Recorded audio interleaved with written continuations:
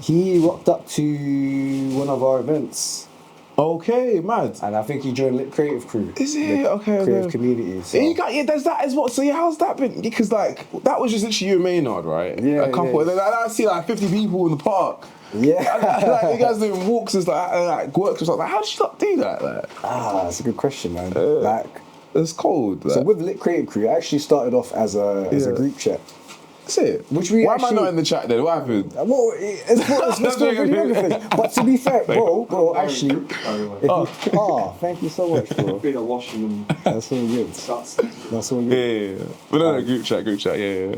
Do you want to be part of it though? Yeah, it's It's an open one because it's like there's people that are content creators, which I guess you could be classify yourself as at this point as well. Yeah. Where like if you ever need a videographer, that's a shout. No, that's a shout. Yeah. Or if you decide to film your own stuff, you can learn some stuff from there. That's or a shout. If you're editing a video, you're like, I'm stuck.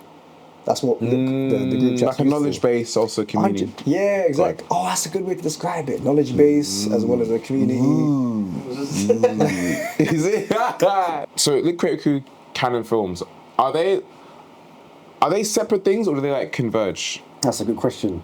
So I feel like they converge. They do converge at times, but essentially, Kanin Films is a business, straight up. No hiding away from that.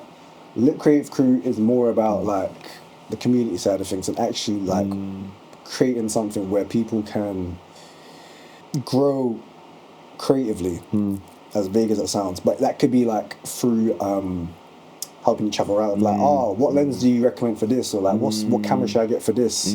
Recommending cameras, editing styles. I'm editing on DaVinci and I'm struggling with this. Can anyone help me out? So there's that side of things with Lit Creative Crew, but there's also the professional side of things, where it's like how it originally was when it was just like Maynard and like two other people in the group chat, where it'd be like, I got a shoot going on. Is anyone free to help me out?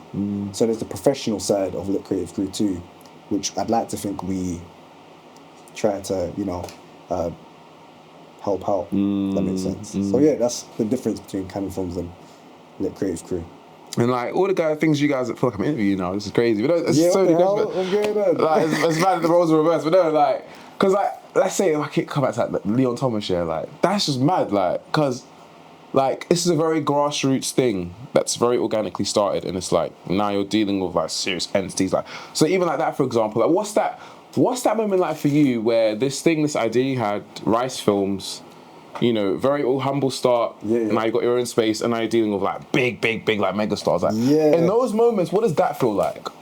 When you're rolling up with your own team to a shoot for a guy who's arguably like the face of R&B right now. Do you know what I mean? Like it's not just some any guy, like do you know what I mean? He's like the face of R&B, like right now in this moment, like do you know what I mean? Like without being disrespectful to Leon Thomas, it feels like any other shoot.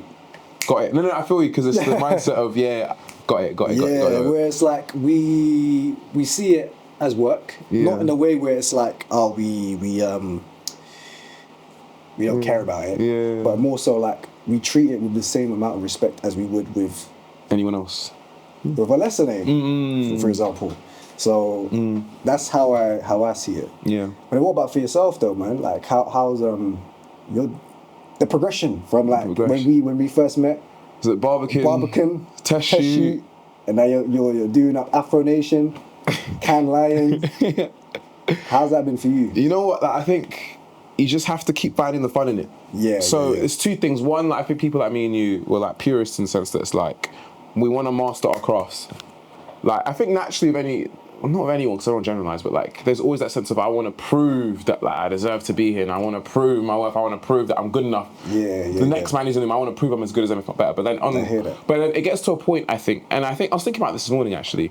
I think in 2022, in the space of a month, this was June, July, when I had my first screening event for my Ghana film, which you guys came and filmed. The world premiere of the Ghana film at Soho House by Sea. I had that where you had like Deborah Babio, the then global entertainment director for Vogue, and Ghana High Commission, all these like big industry people come down, which was amazing. And in the same month, I also had my campaign of Soho House, Soho Skin, the Monday campaign, right?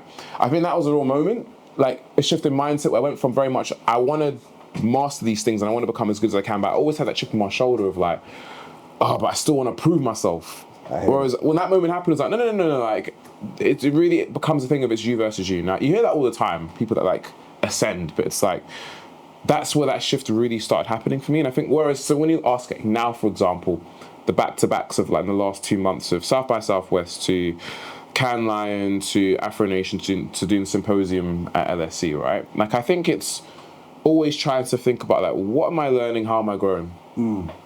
Because I think at a certain point, like when you start working with the bigger names or like having like, if you look at your profiles like a CV, for example, and if you have like, okay, you have So House or this artist or that artist, at a certain point, you know, for the love of it, you have to kind of like detach yourself from what these names and these institutions are and think, what am I learning? How am I going? How am I having fun? You know what I mean? So when you ask that, how is it? I think if you really enjoy it, you'll keep going. Because equally, I know people that have like achieved certain incredible milestones, but they never truly loved it. They just wanted to hit a certain point. So I did it. It's like, what now? And equally, like, I had this conversation the other day with someone, shout out Christina. It's this thing of like, you have to kind of keep redefining like, what is the goal for yourself, especially when you kind of keep hitting that level you thought you never hit. Like, Afro Nation's a really good example. I went to the first one in 2019. It's just a regular schmo, like a regular guy. You went there for vibes, and enjoyment on the beach. And this is a time, 2019, where like now it's Afrobeats as well. Now it's like a mainstream commodity. Now you got like the big three, Wiz, Davido. We got the new gen like Aristar, Thames, you know, Tyler, like, you know, Shake, and it's like it's mainstream now. It was 2019, it was just cracking through. This is like Burna Boy, Yay, Wizkid, Soccer, like the songs were bubbling, but you still had to really be about it to know it. And obviously, like, it was trickling out into the wider like soundscape of the world, but like it wasn't there yet. It hadn't had its mainstream moment. See, I feel like for me, Made in Lagos in 2020 by Wizkid was the moment where like Essence and Thames, that, and then Justin Bieber got on the remix. That's for me when it went bang, right? But to Afro Nation 2019, I feel like if you went because you trusted it. Like, you have to remember, and this is respect to Afro Nation, but like at that time it was like the whole Fire Festival thing, right? Like the whole Fire Festival, V Festival. So like you have this festival that comes seemingly out of nowhere, and it's like all of your favorite Afro swing artists are going to be on the beach, and it's like a ticket's like £100. And it's like, I'm seeing the whole Afro swing scene and the whole Afro beat like lineup of all the big names for like £100 on the beach in Portugal. This is too good to be true. So a lot of us went thinking, okay, like, of course, like you're booking through Ticketmaster, one, it has to be merited, but you had something like Fire Festival in the background. So there was always that, like, is this really what it is? But no, we went and it was like the best thing in the world, right? It was like an incredible 10 out of 10, right? So going 2019, I went with this big group of like 8 people. And which is like, it was crazy, and that's how it happened. But it's this thing of like, I remember saying, one day I'm gonna come back, almost like, you know, like a kid, like one day I'm gonna go back as president. One day I'm gonna be the guy running on backstage, one day. Like just genuinely, like one day it'll be so cool to like be part of this thing. You know what I mean? So going back this year as press and like being part of the system. And, you know, going backstage, hopping to interview artists or going on stage and, you know, like, again, doing a review of the festival for, like a really big publication in Ghana. Do you know what I mean? It's those milestones where you're like, whoa. And so it's like, how far can I keep going with this? You know what I mean? It's not about really anyone else. It's about, like, these are the disciplines that I want to master, of, like, broadcasting, of writing, of being a presenter, of... And I think the key here is, like, also, like my sister always tells me 2 things. She's like, you have to ask yourself, to what end are you doing things? And then you have to see it through. So only in your soul do you know why you're doing something. Me, I could say the best things right now. Like, I'm doing this to change. I could say all the things I meant to say. But in my heart and in my conscience, I will know why I'm really doing it. So my sister always says to me, like, ask yourself deeply, to what end are you doing what you're doing? And then if you're really who you say you are, see it through. Now, of course, you can pivot and things change shape or form, but if you're really committed to a cause that you say you are, see it through. So to all these things like Can Lion, Afro Nation, I feel like these things all connect. Because for most of them, I've been all Can, Afro Nation, and LSE. I was there in the capacity of press. So I feel like even that has taken another form of broadcasting, because press is like this amalgamation of broadcasting, of presenting, it's everything, because you're now the one who's distilling the information of what's happening in a particular environment to the wider world or demographic, right? It's a very serious, it's a responsibility, because in some ways you control the perception of an event or of a thing or of a person. And so it's like, there are many times I've met people and that there's this like, people kind of are aware if they upset me in a certain way, I could write one line about them and that could ruin their reputation of business. I'm not like that. But there's that. It took me a while to get used to that. Whoa, like there's almost like a sort of irreverence. Yeah, and it works both ways, right? Exactly. So even with people you're working with, they could potentially say something about you if you know, are disrespectful, like rub them the wrong way. Exactly. So it does work both ways. Exactly. I think depending on who you are, you know, like if you just respect the world around you, you just want to leave a good impression of everyone you're working with, right? Even if things go a bit left, you just keep it professional, keep it moving. Do you know what I mean? So to your question, like, how's progression look like? I think it comes down to like, what are you really trying to do with the things that you're doing? And when you do hit those like milestones of things you thought I never thought I'd be at Cannes Lion. Especially impressed. Like, that's lit. You know what I mean? Where like you're, you know, 1 minute it's Serena Williams giving a talk, and then it's the CEO of YouTube, and then it's Issa Rae on a yacht, and then like and then Paris Hilton sort of in the distance, and it's just like, what? And you're meeting the most incredible people from around the world. That's the other thing as well with like these environments. Like you're meeting people from all over the world. Like your equivalents in some ways, be it like in the sense of like some of the mindsets, but they may be further ahead than you in certain ways, but like you start developing this very global network very quickly. Shout out to Inslee in Atlanta, who I talk to every other night, following Kanin. Like it's that idea of like the world becomes a lot smaller very quickly when you're in these sort of incubators of like talent and ability, and these are people that like for the most part really care about the world. Yeah, we spoke about this off camera about how small the world is. Yeah, it's becoming, and I think that's what's so cool. I think that's another driver as well. It's like the more I enter into these spaces, like the more you're like you meet these incredible minds of people that like are so committed to like understanding the world and like where it's going and like how we can affect change in a very pure way. Yeah. You know what I mean? In a very pure way. And it's like, I want to keep being in these environments. So it's like, how do I keep doing that? And so for me, it's like, how do I keep sharpening my abilities and my skills so that I can, when I do go back, like I'm more evolved and more, you know, more mature, and I can continue to be part of these conversations. Because I think the worst thing I'd want is for me to like, there's this whole thing of like, you can't expect the same results you can't expect different results. You can't expect different results doing the same thing.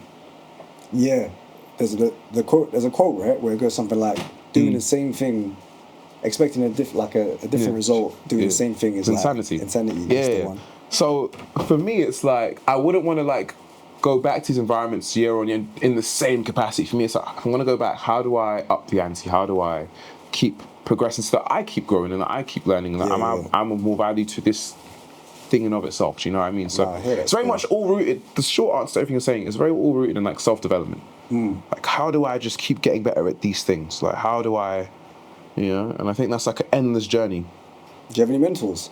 Bro, too many, yeah, and all walks of life. And I'm very intentional about that because there's this whole thing of like, in many ways, what we're trying to do, someone's done it in some way, and they're trying to go to Mars, and even that's been done now. But in many ways, a lot of what we've done, like right now I'm building a media platform, right, Postcards in the diaspora. And like many media platforms exist. Of course, there's a unique spin to what I'm doing, which I think is, you know, carved out its own space. But there are many principles I can take from people that have built media platforms. So it's about seeking out that knowledge and thinking like, okay, if people have bumped their head in certain ways and they're forthcoming and the mistakes they made or the lessons they've learned, how can I glean that from them? Do you know what I mean? And in turn, it's like people that approach me for advice. I think it all goes like, it all flows like that rhymed. If you get him in the booth, literally, bro, listen, just give me the mic, just give me a setup and I'll start. Listen, my 16 golf. But like, all I really want to do is rap. You know, that's the joke of all I really want to do is rap. That's the joke of all of this. If I really had my way in life, but no, the same way people have given me advice, I think it's so important to pass it forward.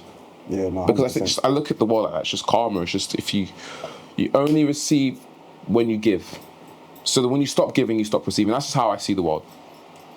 And the universe is an ever-expanding phenomenon. So it's like there's enough for everyone. There's enough. That's so true. And that's what you realize, especially when you're in an environment like Cannes Lion, when you're with like, you know, you're on yachts every other day and you're with some of the most prestigious, wealthiest people in the world that literally run organizations that affect our everyday lives. You realize how, for the most part, how forthcoming they are and how collaborative they are and how they really are willing to give you the time of their day. You could be speaking to someone for 1 hour and have no clue what they do because it's not elevator pitches and, you know, what do you do? What's your LinkedIn? Have you got blue tickets? Very much, what are your principles? What's your ethos? What's your, what principles guide you, basically? Who are you as a human and what drives you, you know? And so for me, it's like trying to tap more into that and just focus on, you know, like, who are we as people and how can we work together? I hear that. You know, so is that actually your like criteria when you work with people these days, where it's like, actually, you know what? Let me rephrase. I know what you mean. I know what you mean. Would you work with someone that seemed kind of like, I don't know if the term is disingenuous, like? No, well, not no, because again, and like you can hear rumors online or in public spaces, but until you wrong me, I'll approach it. That's such a good point. I will approach it with caution. If I've heard 10 people saying this person's and I've made that conscious choice to work with you, then I have that in my mind. If I don't know that you've got this reputation, then I don't know. You don't know what you don't know. But if I do know, and I still choose to work with you, then it's a thing of, if this goes left, well, there are warning signs. But until you do wrong by me, because it could be I'm the 11th person and you've reformed your ways. And I like to give people grace. Like, look, we all make mistakes. I've made mistakes in the past. I've not got every situation perfect. And equally, I'm sure I've annoyed people in the past without me realising it. And it might be like, yeah, Norman, he's cool, but he's talks a bit much, or he's a bit loud, you know what I mean? And it's like, I try and extend the grace that I know others are giving me into others. But I wouldn't say criteria, but I know exactly what you mean. But it's like, if I have a choice between somebody that I know, maybe let's say isn't as far ahead, quote unquote, profile-wise, whatever, but they just have a good heart and they're principled versus somebody that is further ahead, but they've got this reputation. I will tend to opt for the person that I know that is clean-spirited, because it's like, you know, like, it's just easier to work with, and it's just, you know, I think the collaborative process is more transparent. That reminds me, I can't remember where I heard this, but it may have been some sort of business book where a manager said something like they'd rather hire someone that's lower skilled but has a good attitude, as opposed to like the person that may be highly skilled with a bad attitude, because the good attitude is more collaborative and the technical skills can be taught, whereas an attitude tends to be more difficult to work with.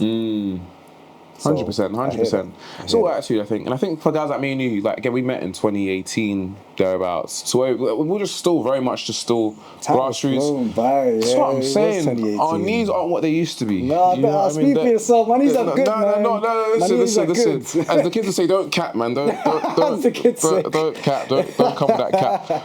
But like, I am reaching uncle status. It's crazy. I have an uncle. I have a older sister. She's got a son. Another one on the way. Like, so yeah, this is real life, man. This is real rap. But it's that thing of. So what was the point here? What were we saying? What was the point? Uncle rap. 2018 was when we. Yeah. From then to now, like, people like me and you like to think, and we're just saying this before we start filming. This idea of like, we're both quote unquote, I think, purist in the sense of like, we have our disciplines and we really, before anything else, just want to become the best at what we do, and not in a sense of I'm competing with you and I have to take you out, but just for the love of. And of course, like, I hear that. Evolution and scaling, or quite again, you have a functioning business now, so there are certain principles that you follow now in that like sense, but there's still the purity of it, which is you just want to provide the best service possible. And I think if you lose that, then it can become a bit sticky, because this is the arts. This is the arts. You know what I mean? You know, because I totally agree, because like, the way I see our position, it's not a, to be frank, what's the term? It's not like it's not a necessity in life. Exactly. Like, if we continue to work in this creative industry or not, the world will continue to move forward. Do you know what I mean? So the way I see it, to a certain extent, is that being in this creative sphere, being able to, you know, work in it, make a living off it, is a luxury. And because of that, I don't want to take that position for granted.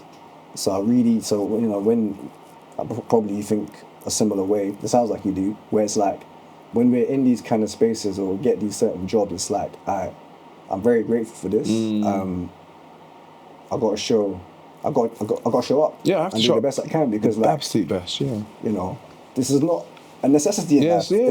I'm very lucky to be working here, doing these creative things, working for myself, is, you know, working with a camera, because like, you know, how do I phrase it, man? But do you know what I mean? I get it.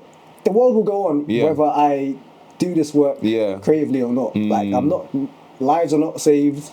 I'm not saving lives. Exactly, yeah.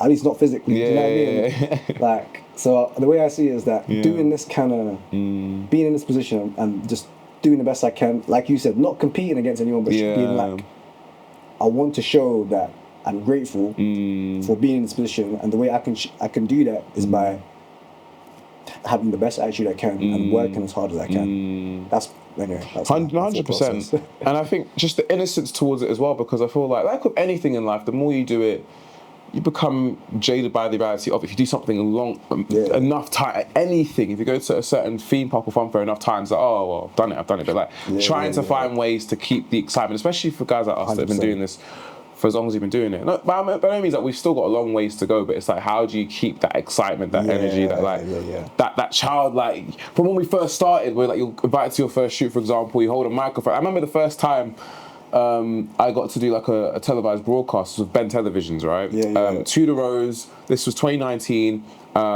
It was Pam, who was one of the presenters of Ben TV, and someone else. We were at Tudor Rose, this giant event hall in Southall. There were these American DJs who'd come down and were doing an event with like pensioners, like getting them to come down, like teach them like dance class, stuff like that. So very much a community event. So we were like covering that event and like showcasing what's happening. And then Pam had to leave. And she was like, oh, okay, cool, I have to go. And I was there like in a supportive sort of sense, like just like help out, set things up. I wasn't there to be on the mic or anything. It was just very much observe, watch. And that was my first time seeing what it's like when you have the whole setup in a live event and someone's doing a broadcast. And she was like, yeah, Norman, I have to leave early. Here's the mic, you go. And I was like, what? And she's like, yeah, no, literally, you're ready. I know you are. And it's like, in those moments, like, you're never really ready. But you just have to kind of run with it and see what happens. And that's one of my biggest reference points of like, that moment of when the transition happened, where like you're now on the other side of it and you're given the chance to really like take it to the next level, right? I always have that memory as a moment in my head where it's like that excitement of, oh my God, like, I'm getting my chance. You know what I mean? And I never want to lose that feeling. So like me being at Afro Nation had that feeling, Kanin Line had that feeling. And I always try and find new ways to keep that feeling. And I think like even with the platform I'm building, Postcast in the Diaspora, like, you know, we've got a really cool team of 6. And shout out Yasmin Minis, she's incredible. She was with me at LSC last Saturday. And I think it's just so cool because she's a bit younger than me. Her coming through as an emerging journalist, you know, someone who's like building her profile, her showreel, just amazing. She's an amazing raw talent. I think it's just really cool to, like, you see a younger version of yourself in that sense. And it's like, that motivates you, that gives you another boost in your battery, because it's like, yo, like, I remember being at that stage where you're just trying to get in things and learn how things work. And so in that sense, what you're saying, not taking things for granted, it's like, when now you're working with a team of people, especially those who are younger than you, who are building their profiles and are able to help, you know, curate their profiles and teach them what you've learned. That's another form of excitement, because it's like, this is so cool, like, you know what I mean? Like, in the same way, I'm sure there are many things you wish someone told you. Like things that are quite simple, but just no one tells you, because as we've said, like, this space can be somewhat opaque at times. Like, things aren't transparent.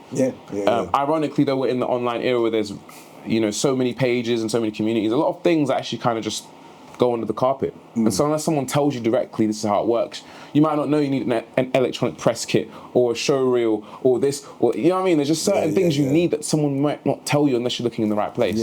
So I think that's another form of like, another way that I'm kept excited as well, just knowing that I'm in a position where I can just pass this knowledge on, do you know what I mean? And do with it what you want. But just knowing that you're able to help the community grow in its own ways, you know what I mean? So, no, I love that. But you're doing the same with Kanin Films and Lit Creatives Crew. You're doing the same thing. You're doing the same thing. Thank you for that, man. I appreciate it. And you got like 50 man deep in the park, you know what I mean? Like, you're not playing around with it either. Like, you got a real army that pull up for your things, you know what I mean? So, I'd like to think so, man. I'd like to think it's like a, how do I phrase it? I think we spoke, I don't know if we spoke about this on camera already, but it's like,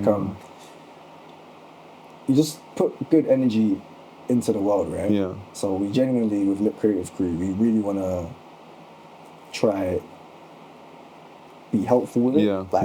The true aim of it, which is why we separated Kanin from the Lit Creative Crew, is like, we want it to be for, you know, about the people and about actually like helping each other out and growing. Like, and a lot of the time the group chats popping, man. Where it's like someone might be like, oh, I need help with this, can you give me advice? And there'll be bare people giving their advice. And it's so nice to see. Do you know what I mean? Everyone just helping each other out. It's a beautiful thing, man. And we need more of it, I think. Yeah. We need more of it. That's true. Because, again, I think there's this irony of like, there's so much information online, but in terms of like it being like focused, in terms of you're at this stage, here's what you need. And there are steps and they aren't too complicated, but someone has to show you. Someone has to just hold your hand and tell you this is how it goes. So that's why I really respect what you're doing. That's why I always have time for you guys, because you guys are really just, bro.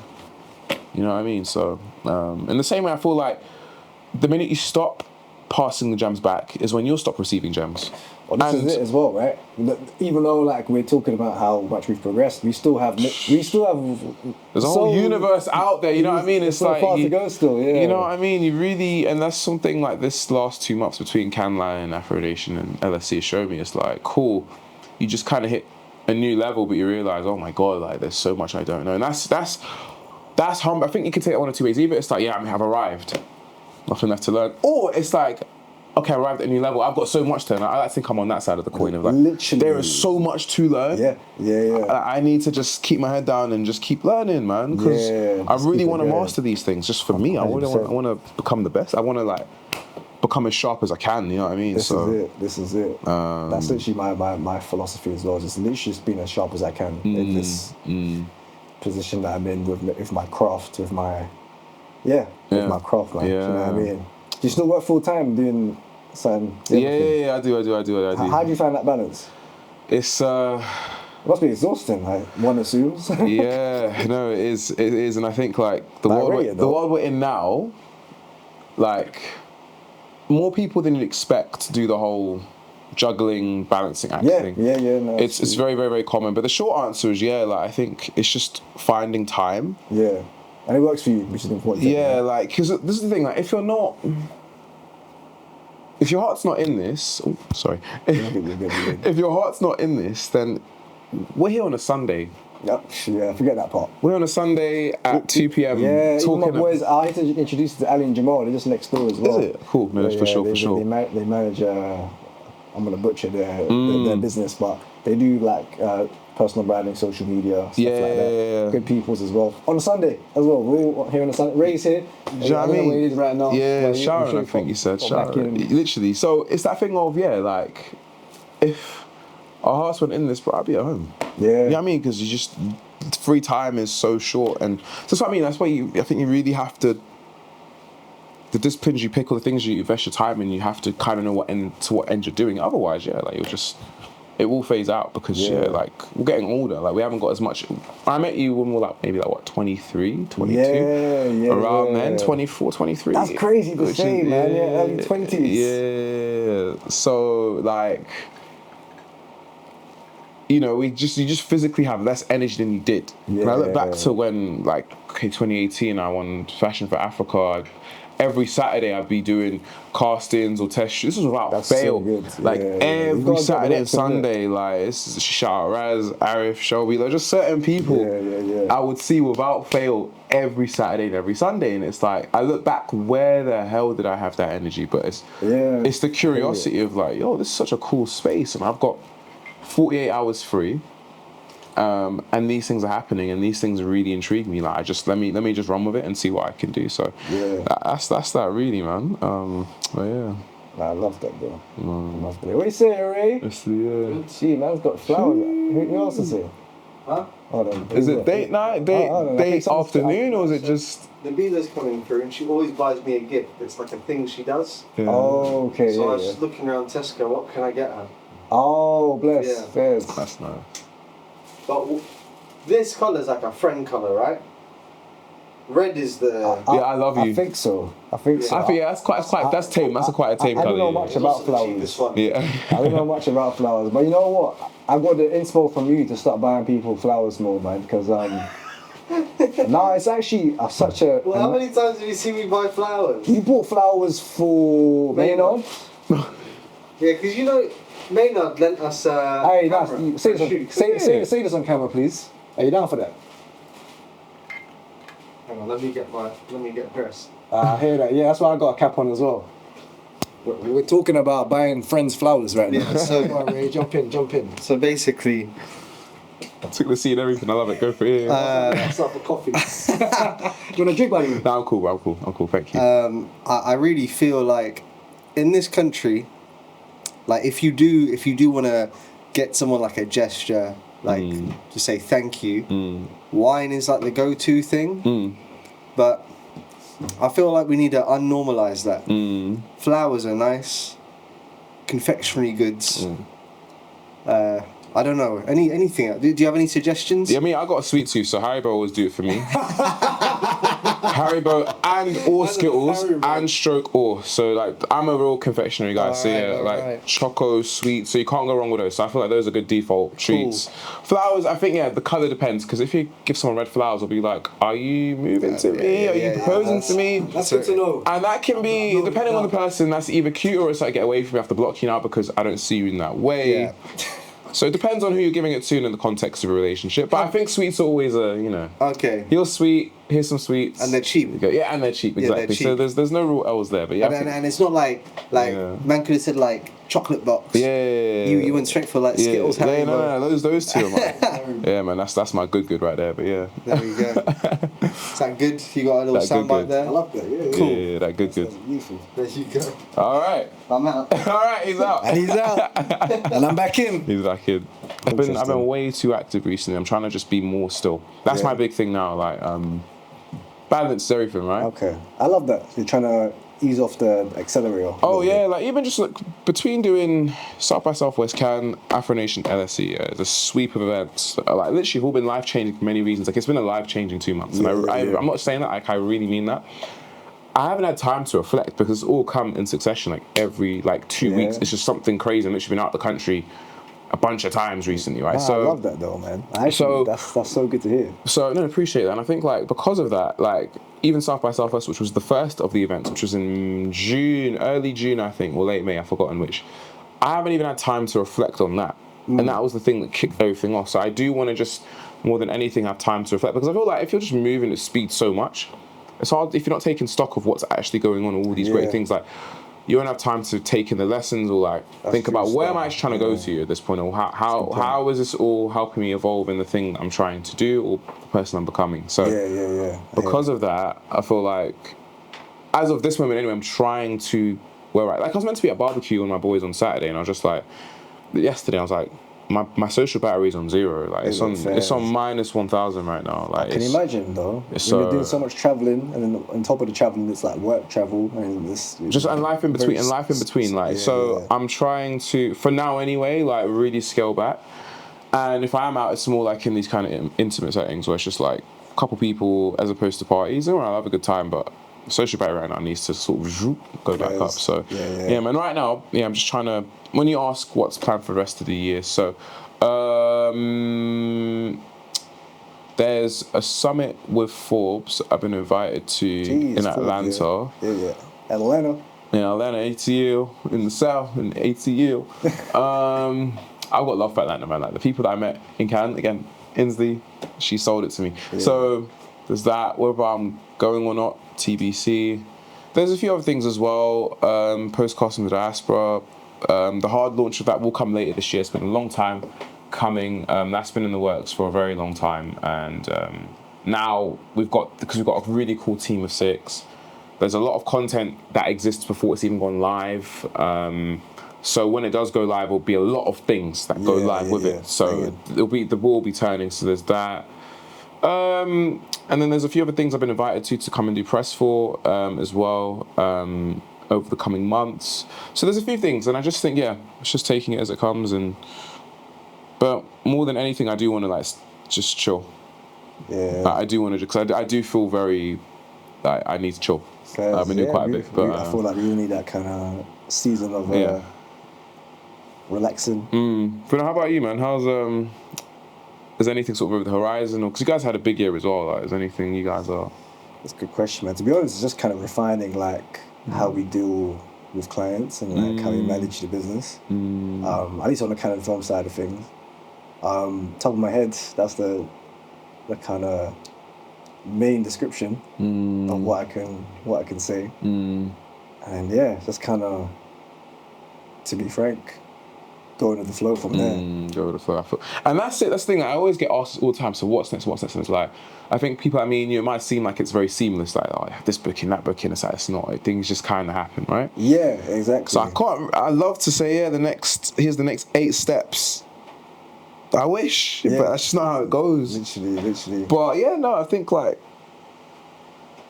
as long as we keep that optimism, like childlike excitement, the next thing will show itself. Yeah. Because it's got us this far. And I like to hope, like, it's always that thinking of like, do I stop while I'm ahead almost? In the sense of like, I've got so far that like if I keep going, like, have I hit my pinnacle, but have I hit my like, and I've had that so many times where it's like, there's no way I could get further than this. Like, the screening is so hard. So like going to Miami last year and having a screening there. One of my films, I was like, there's no way I could get big. There's no way on earth. But then it happens. So it's like, just trusting that like the next thing will. But then also as well, not looking at it like, oh, I have to get the next thing. Because I think that's quite a dangerous mindset as well. Yeah. It's very so dangerous. True. Like, okay, I did this. So I have to get here because then it becomes transactional, it becomes very formulaic, and again, like I try and stay away from that thinking. Like, I have to get the next thing has to be bigger. Or it's like because it becomes a bit too rigid for me. If you think like that. Like, because also as well, like I'm a big believer in. Is believer the term? But essentially, it's like there's only so much that's within our control. Yes. So my mindset is always like I'd rather just double down on like what I know I can do. And then leave the rest to God to a certain extent. And then it's fact. It's facts. It's facts because like when I think about the concept of like going to a Kanin or even Afro Nation, these festivals, like you have no control over who you're gonna meet, what's gonna happen, who you're gonna see, who you might interview, what you might learn. You know, you just don't know what's gonna happen. But things always happen the way they're meant to happen. Yeah. You know what I mean? So, in that sense, no, I completely agree. And I think it's just about trust. Like, I have a hard time with this, but I'm getting better at it. Just trusting that things will be as they're meant to be. Yeah. Because I like to, as much as I can, like to control things to the degree I can. But I'm realizing at a certain point you just can't. Yeah. Especially when we reach now, you just can't, man. So you just kind of go with the flow and see what happens and put your best foot out there and hope it works out, man. Literally. That's it, man. Yeah. These are very organic relationships. Yeah. These are very organic. You can't fake this stuff. You can't buy this stuff. 100%. Again, I've known you for how many years now? Again, you can't. It's the knowing that if I have a screening event tomorrow and I need like a 4-man setup, I'll call you, and if you're free, I've got nothing to worry about. Like you guys will come, and we have the whole 24-hour rule. And it will happen, and everything will be amazing. So like when like, I book you guys, it's like there's no concerns, and you can't buy that. That just comes with time. Like, if I know you guys put up your suitcases, I haven't even got to worry about the contents. I just got to make sure my bit is good, and then you guys will take care of the rest. And I think like that, it's that peace of mind that you strive for in this space, because it's like cool. You could go on Google and find like a 5-star company, but if you don't know the people, their energy, their work styles, you know how they communicate. But like, I know how you guys work. I know how you communicate. I know your principles. Yeah, I think that's like both the good and bad thing about it is that you only kind of sometimes find that nice sweet spot of chemistry by only figuring it out over time. Do you know what I mean? Whereas like, because we done test shoots at a time where, I guess, if you don't mind me saying, the stakes are a bit lower. Yeah, 100%. Do you know what I mean? And the scene was different. Yeah. This is pre-COVID, like pre the world ending, all that stuff, like where, like, the way you got on really was like Shoreditch was so different then as it is now, in my opinion. Back then. Hey Ray, what do you think about that? What's that? Sorry. What do you say that one time? So like Shoreditch as a concept was way different now as it was in like before COVID, in the sense that like it was a real like just as an East Londoner. What do you think? Like just the energy, the creative spark of just things happening. Everyone had a t-shirt brand, everyone had a blog, everyone had a website, everyone had a camera, everyone was. Whereas now, like I feel like times have changed and like. I feel like it changed long before that. Really? Yeah. There's still pockets of that. There's a lot of that. But if you want to do that, you need quite a lot of capital. Yeah. That's true. Shoreditch is like you can still hustling right. Pause. Yeah, you can still hustle and grind in Shoreditch. Yeah. Don't be hopping. I'm actually gonna run toilet because But yeah, I feel like in Shoreditch you can still hustle and grind and you know, make your ideas happen. But I feel like there's a lot of hustling you got to do to make it work out these days. And there still is that. There still is, like, I come across businesses all the time around Shoreditch that I've just started and they're working out. Not a lot of them last. Yeah, that's true. Maybe 10 years ago, it was very different. There were so many like warehouses and people just, set up their shop for cheap. But yeah, like I feel like for me, from my perspective, that all started to fade away around 2017. Is there a reason at that moment you think it started? Was it just like the times and just, or? I think just the times. You know, like a lot of people say the same thing 20, 30 years ago about Camden. Yes. Oh, yeah. Like Camden was such a hub for creative businesses, and now it's like the most commercial. Like it's still got that, like, I don't even know if the spirit's there, but it's fake. Like, it was there. It's so fake. It's like Timu. Yeah. You know what I mean? Yeah. Like everything there is just so like forced and fake and commercial, but they still go for that kind of creative, artistic vibe. So we went from Camden to Shoreditch. Where do you feel now Shoreditch is? Like, if there's a space in London that has that spirit, because I feel like Shoreditch, it came and went a long time ago. Look, Shoreditch always have that reputation, but do you feel like that a new environment exists in London? And if I feel like it's scattered. It's really scattered. Yeah, like arguably you could say Hackney, but at the same time Hackney is becoming gentrified. Yeah. So incredibly quick. Yeah. It's like I remember when I first started doing like videography, I was doing a lot of like gigs around Hackney, and it would be so like, and this is like around like 2013, 15. Yeah. And I'd get off at Hackney Wick Station, and I'd like run with my kit to the venue, just because like I'd see people selling drugs outside the station, and I don't want them catching me with my aperture bag or my photo bag. So I run to those gigs. But like now I get off and it's like kombucha, most people are white. It feels so weird how much certain parts of Hackney have changed. But yeah, like I don't know, I don't think there is a certain hotspot. There's definitely like different areas, like parts like Dalston, for example. I've got quite a few friends who are making their dreams happen in Dalston. That kind of sounds good. Dreams in Dalston. Dreams in Dalston. Yeah. Dalston. It's a tagline or something. Dreams in Dalston. Like just in East, like Dalston, London Fields. Yeah, it's kind of all over. But I think the essence of creating has changed because like COVID happens. You have, was it Clubhouse? You have Lives, TikTok, and Clubhouse. All these forums where you can create and be connected to the world without actually leaving your room. You could literally be on your phone in a corner somewhere in the universe and just connect to everyone. So there's no longer a need to be in. Whereas again, before Shoreditch, Camden, you had to be in a space. Yeah. Even if you had social media was always ancillary to these things. Whereas now, social media is the means by which. So like even like studio spaces, you don't have to book a studio room for like £100 for an hour with a nice like sofa set and a lighting. You could, again, your room, a car park, anywhere. Here. Because our iPhones, our smartphones, they have like professional camera quality now. So like everything is very DIY, and that's very like liberating. I think that's great because it like democratizes everything.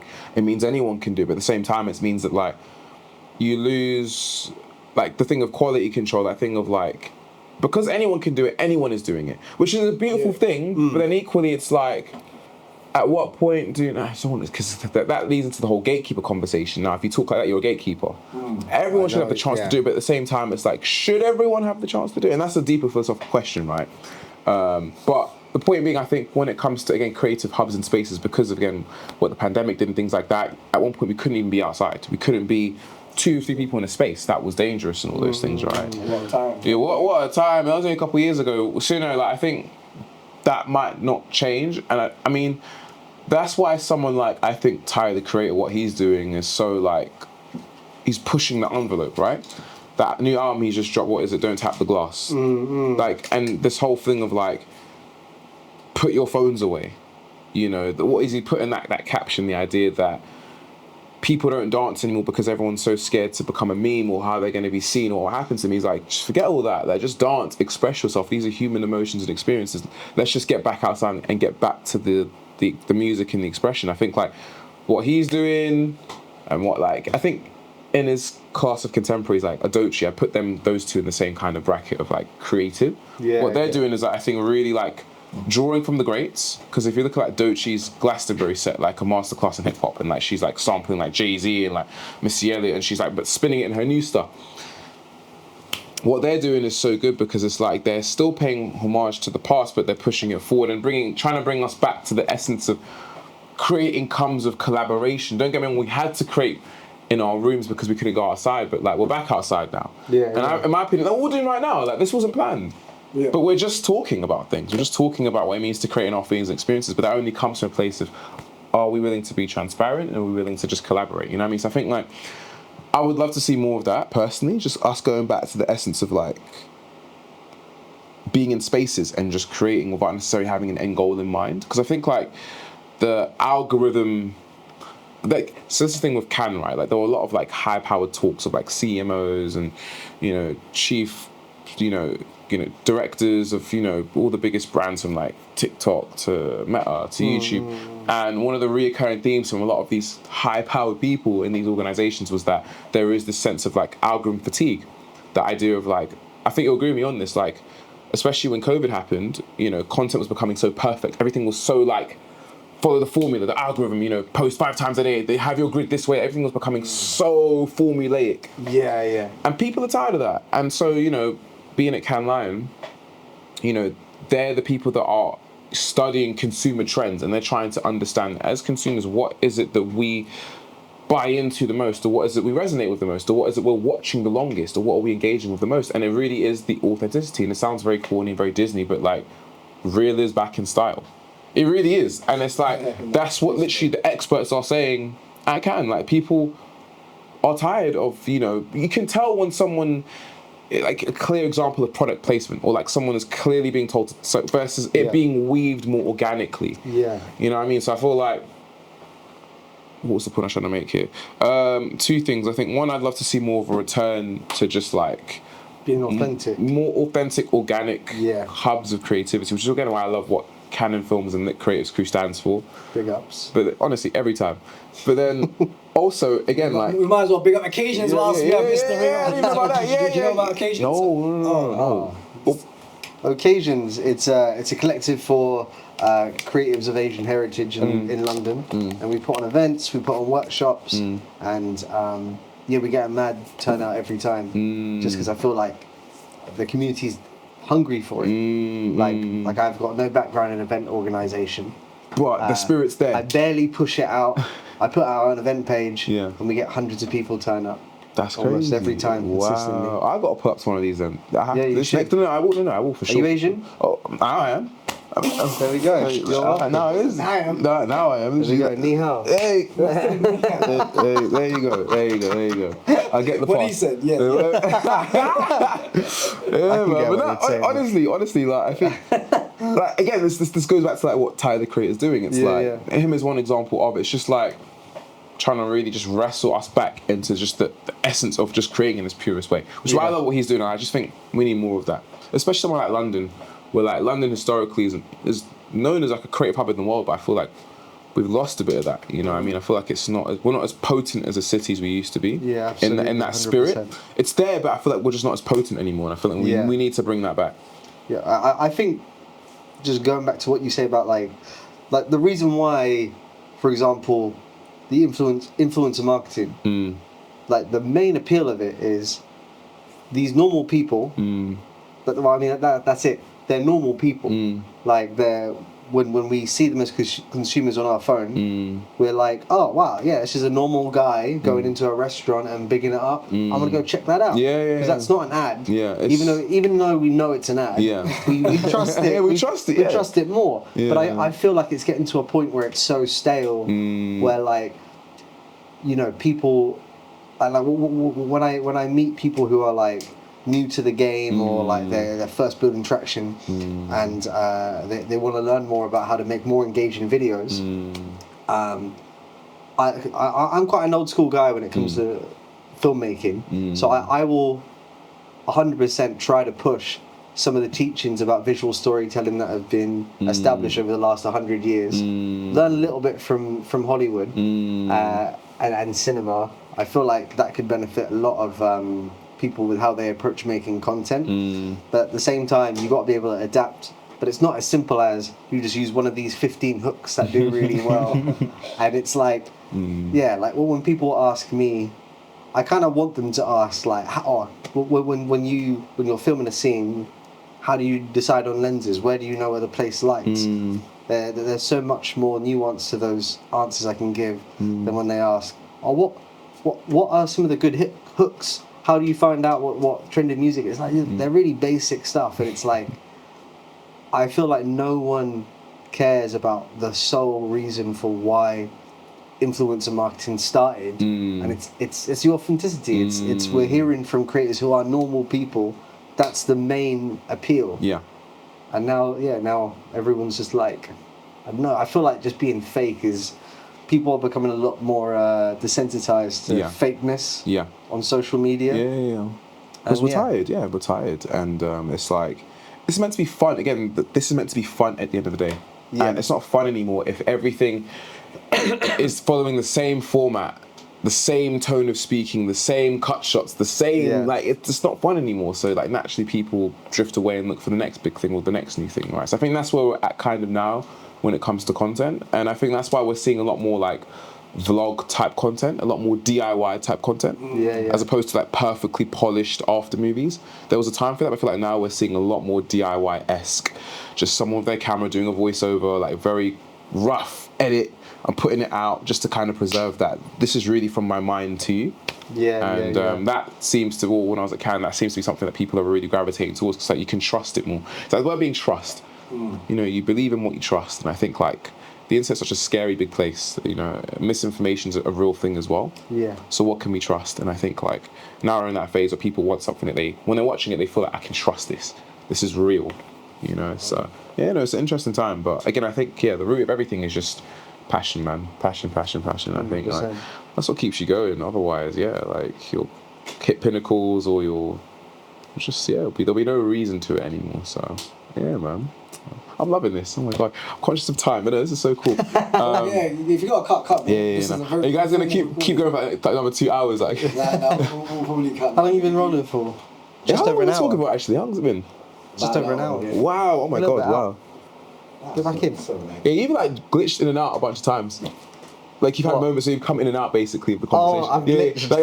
Like 3 times you've come in and out. It's quite funny actually. There we go. Yeah, love it. But no, I have to shoot in a sec. So I will slide out. But do I just sort of walk out the scene, or do you press stop, or do you round it off? Or? I just cut it. Okay, cool. Okay. The woman has to go home now, guys.